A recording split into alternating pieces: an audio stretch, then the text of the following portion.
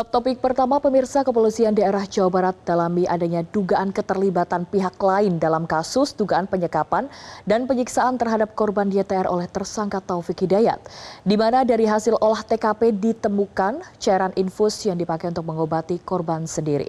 Berikut informasinya, tunggu apa lagi bersama Kataumba.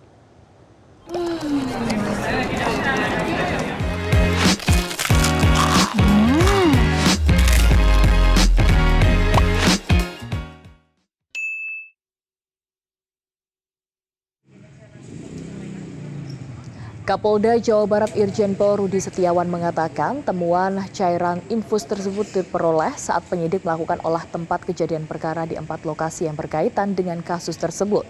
Seluruh barang bukti yang ditemukan kini tengah dianalisis untuk mengungkap rangkaian peristiwa secara utuh. Menurut Rudi, hasil penyelidikan sementara menunjukkan adanya upaya dari Taufik untuk mengobati atau menyembuhkan korban selama berada dalam penyekapan. Namun, polisi masih belum bisa memastikan apakah tindakan tersebut dilakukan sendiri oleh Taufik atau melibatkan pihak lain. Rudi menegaskan penyidik tidak ingin terburu-buru mengambil kesimpulan sebelum seluruh fakta berhasil diungkap.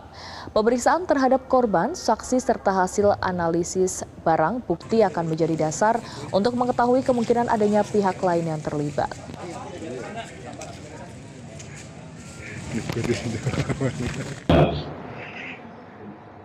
Penyidik kepolisian Polda Jawa Barat itu melakukan olah TKP. Semua benda-benda yang ada di TKP, di 4 TKP tersebut kita analisa.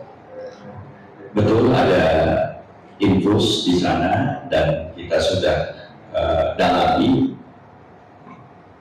Pernah ada upaya untuk menyembuhkan atau mengobati korban, itu dilakukan oleh tersangka. Ini tentunya kita akan tindak lanjuti ke depan, apakah ada orang yang membantu, apakah dia sendiri, dan kita akan informasikan juga ke pihak korban. Lembaga Perlindungan Saksi dan Korban atau LPSK memberikan perlindungan darurat serta pendampingan menyeluruh bagi korban dan keluarga korban penyiksaan oleh Taufik Hidayat. Selain bagi korban, perlindungan melekat juga diberikan terhadap para saksi. Penanganan korban penyekapan dan penyiksaan oleh tersangka Taufik Hidayat memasuki tahap pemulihan jangka panjang. Lembaga Perlindungan Saksi dan Korban atau LPSK mengungkapkan perlindungan darurat telah diberikan sejak 22 Juni setelah menerima koordinasi dari UPTD PPPA dan Polda Jawa Barat. LPSK langsung mengeluarkan perlindungan medis bagi korban di Rumah Sakit Hasan Sadikin. Hingga saat ini, 6 permohonan perlindungan telah diterima, meliputi pendampingan hak prosedural monitoring, layanan medis, psikologis, hingga dukungan sosial. LPSK menilai kondisi korban memerlukan pemulihan dalam waktu panjang. Karena itu, pemenuhan kebutuhan medis dan pemulihan psikis menjadi prioritas agar korban dapat mengikuti proses hukum dengan aman. Pada pasal 5 ayat 4 Undang-Undang 3 2026 tentang pelindungan saksi dan korban, yang memang undang-undang ini baru saja disahkan oleh Presiden. Berdasarkan pada undang-undang tersebut, ada situasi khusus yang memang dibutuhkan pada kondisi korban YTR.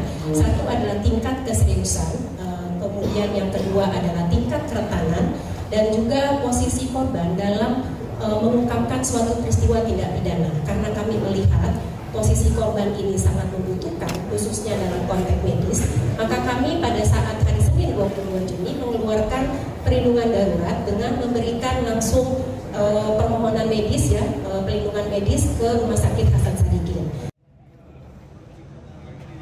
Sementara itu, penyidik Polda Jawa Barat masih menunggu hasil tes kejiwaan tersangka Taufik Hidayat yang dilakukan oleh tim dokter psikologi. Hasil tes kejiwaan tersangka baru bisa diketahui hasilnya 1 pekan ke depan. Proses pemeriksaan kejiwaan tersangka dilakukan untuk melengkapi proses penyidikan dan menjerat tersangka dengan hukuman yang lebih berat. Agak ke tengah A, Bu Menterinya nggak kelihatan A. Bu Menterinya nggak kelihatan A, agak ke kiri A. A, agak ke kiri A, geser. Bu korbannya.